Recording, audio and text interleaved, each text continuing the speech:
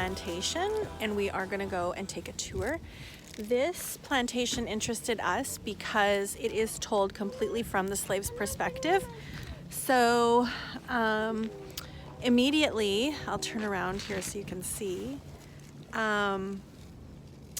Lots of palm trees, and there's actually even a little water feature over here. It looks very plantation-y, or what I would expect a plantation to look like. It really interests me down here in Louisiana how you have palm trees, magnolia trees, and you also have the live oaks. So like over here, I'll just show you kind of what it looks like. And a beautiful little bridge over there in the back. And then we come around, so that's Heidi. We're going to go into there to take our tour, so let's go check it out. And everybody gets a person, a different person you are, and it tells you about the person. So I am a 12-year-old. I was 12-year-old Pauline Johnson when freedom come. Who's I?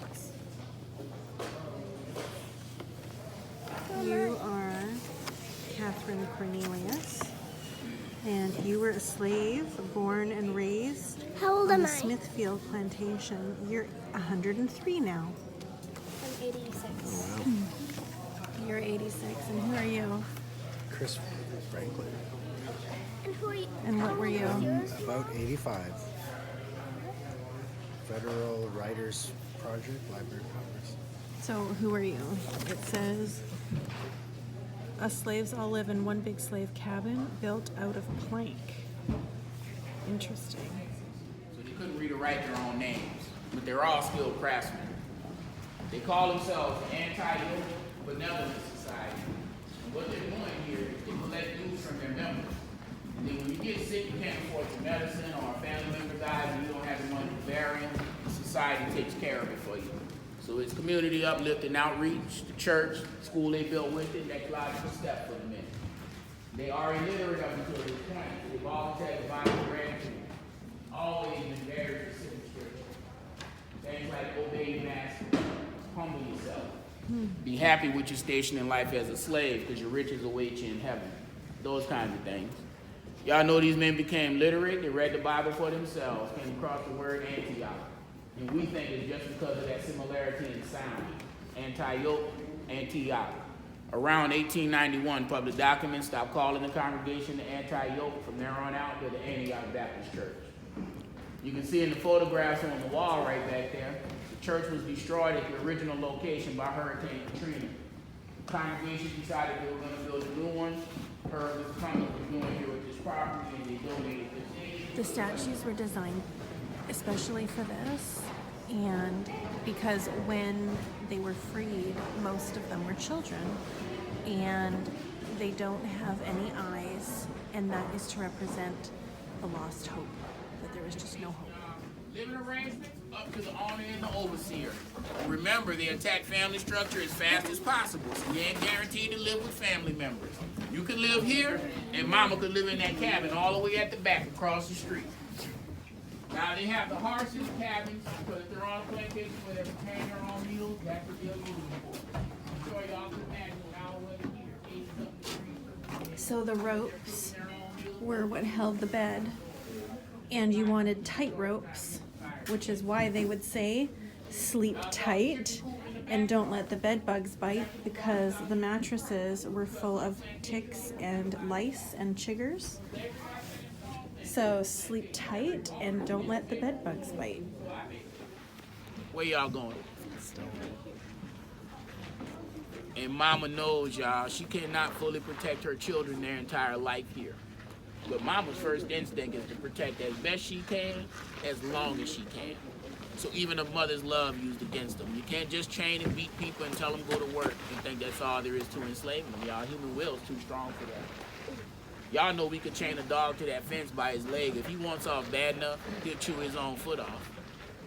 But y'all know we can train that same dog to stay inside of that fence with the gate wide open, no chain whatsoever, and never step foot outside of it.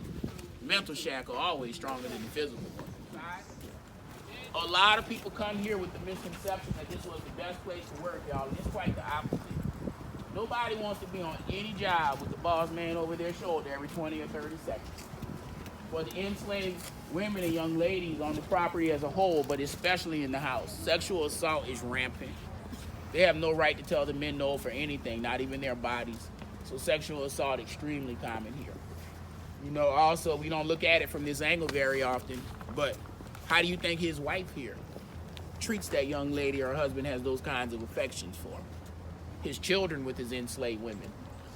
You know, it's not modern times, y'all. The women aren't educated and independent. These men are the millionaires of the day, and they're Catholic. They ain't going to get a divorce. And so she won't leave, but you can imagine the anger and frustration that she takes out on the people here. Also, y'all, never believe that other myth of there being a complete disconnect between those that work in the house in skilled positions and those that work in the field. Because nobody survives this without some kind of unity amongst themselves. So if I work in the house or one of the skilled positions, I enjoy certain privileges and incentives, and I don't want to lose them all trying to help y'all. But if there's anything that I can do for you without getting caught, y'all better believe I'm going to do it. I always say the people in the house, they're like the CIA of the plantation. They know everything, y'all. They're to be seen and not heard in there, and they're privy to all the information. So if they're in that house talking about selling your son or your daughter back there, it's going to be somebody in this house, y'all, that gets that information to you. Whatever you decide to do with it is on you, but that information going to come from in the house. So never, y'all, complete disconnect between the house and the field. Young lady that lived in the house for a while, her name was Anna. She arrived here 5 years old. She was purchased by Marcelin for Azalee as a companion because Azalee Haydell was barren. And it's a common custom to purchase a young enslaved child for a barren woman. And so when she arrived here, first 2 or 3 years of her life, she spent here in the big house. They dressed her in pretty doll dresses. She slept on the floor at the foot of Azalee's bed. But once that time passed, she's getting close to 10 years old, so they took her dresses and they gave her rags. The rest of her life, she was Azalee's personal slave. Age 25, she's impregnated by Antoine Haydell, Azalee's other brother-in-law that also lived here in the house. And we don't believe that was consensual because from the day she gave birth to our son Victor, she wouldn't even hold him. Wanted nothing to do with him at all, and that's common for enslaved women that were sexually assaulted. They refused to bond with the child. And so Azalee took Victor, baptized him Catholic because the law required it, but she also had him taught a trade, and she allowed him to marry an enslaved woman from the Evergreen Plantation. 1865, they get emancipated, take the Haydell last name, start a family, and their great-great-granddaughter is Miss Sybil Haydell Moriel. She's a lifelong civil rights activist, author, and educator. Her husband was Ernest Dutch Moriel, first African-American mayor of the city of New Orleans. Her son Mark was the third African-American mayor of New Orleans, and he's the current president of our National Urban League. And those people, y'all, they trace their heritage back to a child purchased as a companion for a barren woman. Another one nobody wanted, but they show up. When we invest in that good family structure and education, it pays off. Took those people, y'all, just 2 generations to start bringing us all those positive, productive people today. Same recipe works today. Old African proverb says that y'all take the village to raise a child, not just the mama and the daddy. That's no truer than right now in our society. That's why I talk a lot about family and education on my tour. I just want y'all to be encouraged when you leave. Come in contact with our younger generation out there, y'all, related to you or not. 5 or 10 minutes of your time, usually all it takes. Every one of us can check a little homework or just give them a ride back to school for those extracurricular activities. We know most occasions, y'all, better at that schoolhouse than running around out here in our streets getting in trouble. You know, that's where we see the results that we look at. Hey guys, so we're at the end of the day and I didn't do an end video at the Whitney Plantation just because we were tired and we were very overwhelmed by the amount of information, but I did take a lot of notes. So I wanted to kind of go over some of the notes because I know so many of you were interested in the plantation in particular because the Whitney Plantation does it from the slave's perspective. So throughout the whole tour, we did not find out anything about the owners or the people who ran the plantation. We didn't find out any of their history or anything, but we did talk about the slaves. So the neat thing that I liked was when we first got there, everybody got a card and a lanyard, and this went around just to make sure that we could see everybody who was in the group, and everybody got a different person. So this one is Ellen Broomfield, Broomfield, and it just says that she's 86 years old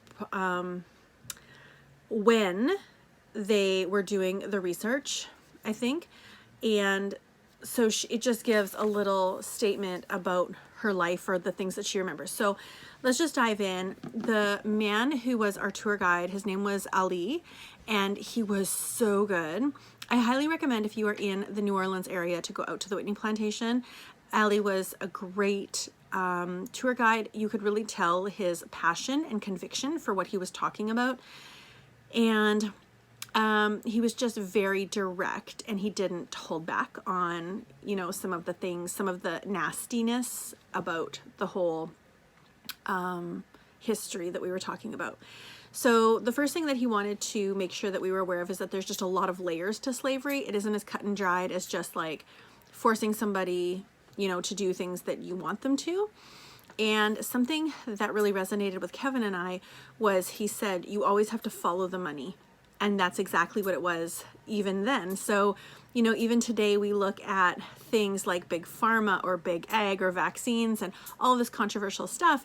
We say follow the money, and it was no different back then. Follow the money and you will kind of see the trail. He also said it was a big game of conquer, divide and conquer. So divide and conquer came up a couple of times, and I'll talk about that a little bit more, but that was their goal. The white person, especially in the United States, and we came to realize too that there were slaves in a lot more areas than just North America. So to think that it was only going on in North America is completely false. It was happening all over the world. But of course, this is our backyard, so this is what we're talking about. And so it was a big game of divide and conquer.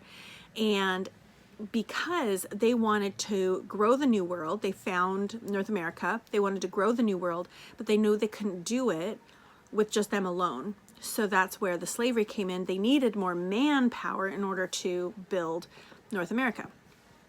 So they went in and they got these people, started bidding them off, buying these people up, and then started to break down their social fabric as fast as possible. Now, an interesting stat that he gave us was back then, less than 2% of people owned slaves. So to think that it was super common for everybody to have slaves was incorrect. It was 2% of the population owned slaves, but it was in that population, 2%, that owned a large number of slaves. The majority of people, you know, after the 2%, other people who had slaves might have had one or two. So mostly somebody like a personal servant or like a butler or a cook, and that was it. So when they first got the slaves, the number one thing they did was strip them of all of their rights. And the number one human right that we are given right away is a name. And that was the first thing they changed. So that was an easy way, really, to dehumanize them. Because just like if we get a dog that somebody else has named, we have no problem changing the name. And that was how it was. They were stripped of their name. And I liked how he'd said that that was basically our first birthright, is to be named. They were stripped of that, and then they lost all their heritage. So with the divide and conquer, it was the goal, the plan, to divide the family, divide people who knew each other so that they could conquer those people. Because as soon as you take their name away from them, and then you lose their heritage, they are completely disabled. Now, we talked a lot about, too, the death on the sugar plantation. So this was a cane sugar plantation because in this area of Louisiana, so only second to the Caribbean does it produce the best cane sugar, and that's because of their temperature and humidity. They have 280 growing days in their growing season. So a huge growing season, which was also very awful for the people at the plantation because they literally only got, around Christmas time off, and the rest they worked 6 to 7 days a week, 16 to 18 hours a day. And I think he said they work from can't to can't. They can't see until they can't see.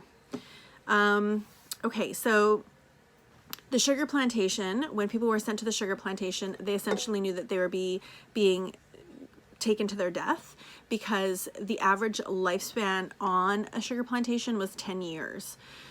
So they only had about 10 years because they were literally being worked to death. It was extremely hard labor.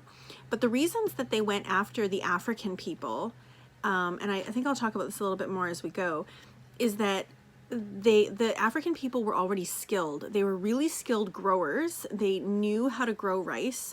They knew how to grow sugar, and they already knew that. And they were also very skilled in blacksmithing and building and construction. So they were the people that they wanted because they were already skilled labor. So you literally worked yourself to death. They actually worked people until the muscles came through the tendons, if I recall that properly. He said they actually worked people until their muscles fell apart. The death rate was negative 13%. So it was negative 13%, meaning that for every 100 people they brought into the plantation, 113 people died. They worked 16 to 18 hours a day, and a common threat was that they'd sell you down the river, which is, of course, not what you wanted, because you'd just be worked harder. It was a 10-year life expectancy, and that was regardless of your age. So if you came in at 10, you'd be dead by 20. If you came in at 20, you'd be dead by 30. It just really didn't matter. Now, Ali was telling us, and I thought that this was really interesting, that it was economics that really did this. So he said it wouldn't have mattered if we were all blue. It didn't matter. It wouldn't have mattered if we were all blue. They would have sold us as slaves. So what he was meaning with that is, in the beginning, it had nothing to do with race. In the beginning, it had everything to do with economics. They wanted to grow the new world. They needed the labor. They wanted the money and follow the money trail. And so they used that power and corruption to do this. So they just decided that the black people were the best choice. So I have written here, economics make it happen. Racism makes it not happen to you.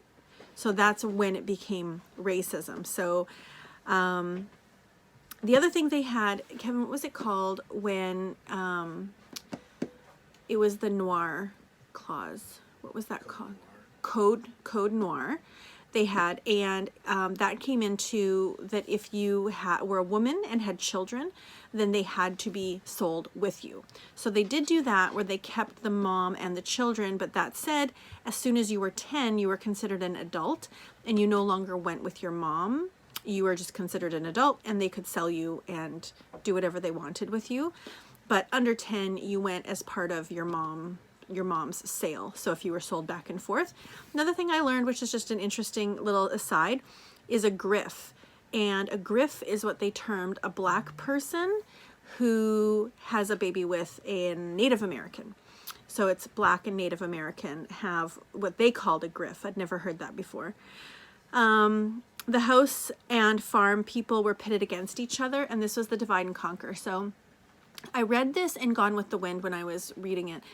And the white people, the owners, would pit them against each other, so that, like, even though you were all slaves, you were a better slave or a more respected slave than the other slaves. And that is what they used to maintain their control, because if they allowed everybody to be within, like, to have solidarity, then that would be dangerous for the owners. So they made sure that they were pitting each other against the other, so that there was always a little bit of unrest.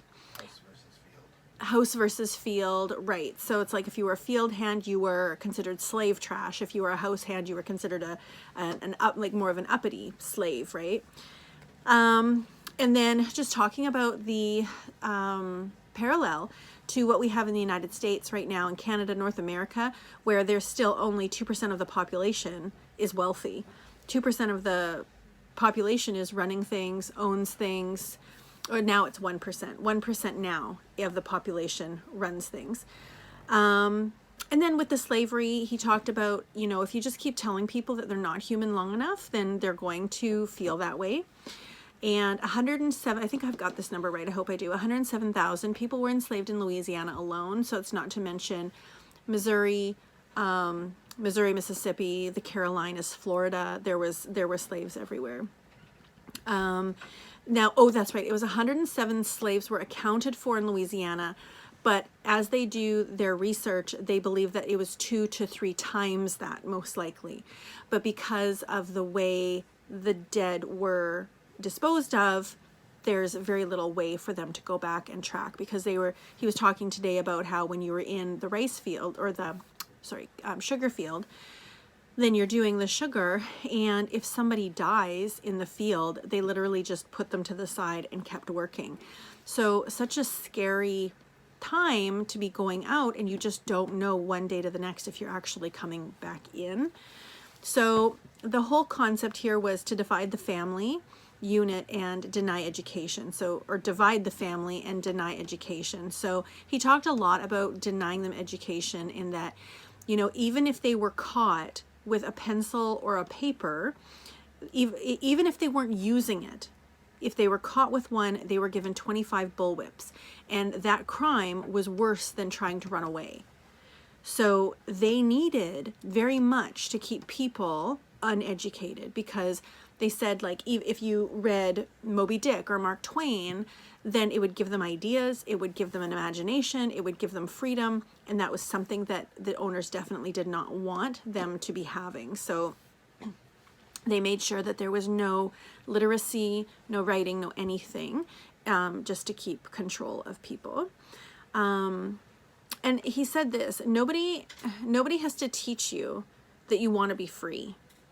And I thought that's so interesting, because, you know, he just talked about, if a child was born into slavery and they have no education, they've never heard a story, they've never read a book, they don't know there's anything else out there, they don't know to dream and believe and, you know, what they're capable of, then they're not going to know that they should be free. They're not going to know that they can be free. And he talked about too that they were so isolated that when they finally caught word that there was a war going on, the Civil War, there was a war going on for their freedom, they just threw their tools down and walked away.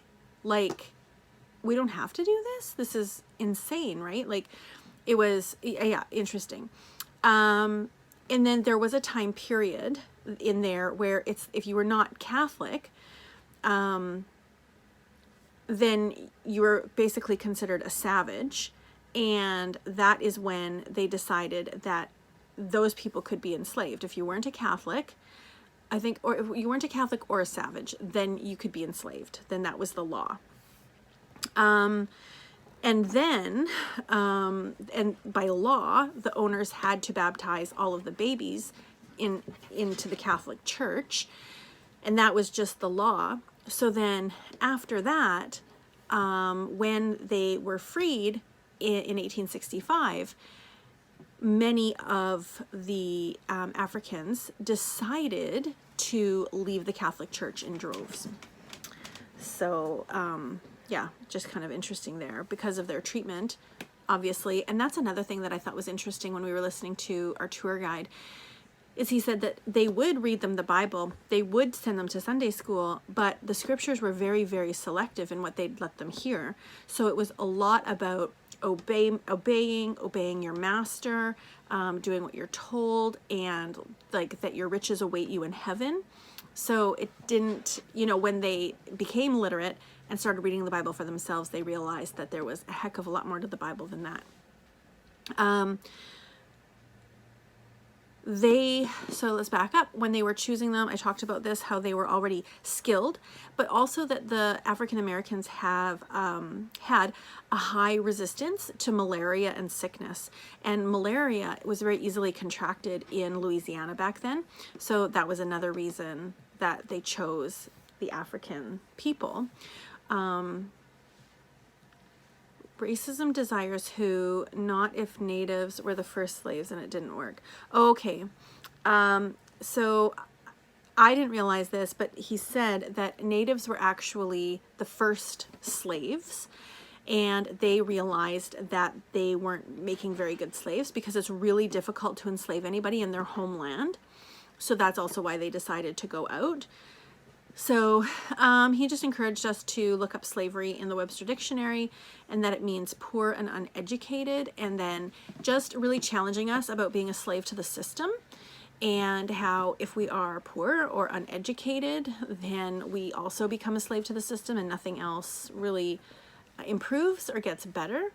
So it was, of course, we toured the slave cabins, and we did see the plantation house. We did see where the woman who ran the kitchen was detached, and you know, just heard a lot about that brutality and in the farming of it all. So it was a fascinating time. If you have any questions, please feel free to ask, because I'm sure we would have heard it on the tour. It was super comprehensive, and it's going to probably linger in mine and Kevin's mind for a long time, because it was just so impactful and really well done, like really well done, and an important thing for us to remember. So thanks for tuning in. I'm sorry this video is a little bit maybe too long for you, but I hope you learned something from this. I hope it encourages you to visit a plantation when you are in the area or when you can. And yeah, thanks for tuning in. If you haven't already subscribed to our channel, hit subscribe below. We're gonna start doing more videos, hopefully, and about our travels and our full-time RVing and some of the things that we see, and also just our day-to-day life. So thanks so much, and we'll talk to you again soon.